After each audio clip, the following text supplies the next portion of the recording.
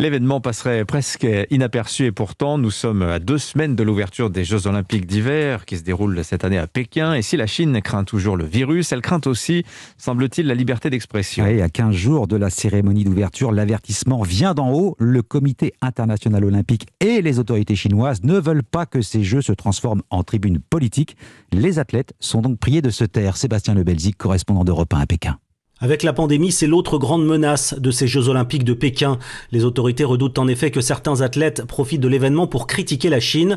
Plusieurs pays, dont les États-Unis, la Grande-Bretagne, le Japon et l'Australie, ont annoncé un boycott diplomatique des Jeux en raison des violations des droits de l'homme en Chine. Un boycott qui ne concerne pas les athlètes. Alors le CIO leur a conseillé de tenir leur langue sous peine de sanctions.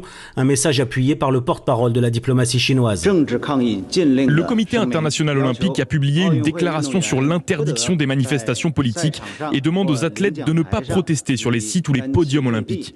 Nous espérons que certains médias ne sortiront pas les choses de leur contexte et n'en feront pas un battage malveillant pour attaquer la Chine.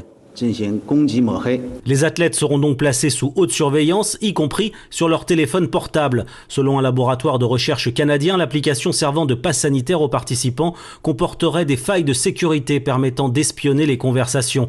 La Chine affirme les avoir corrigées, mais plusieurs pays conseillent à leur délégation de n'utiliser que des appareils jetables.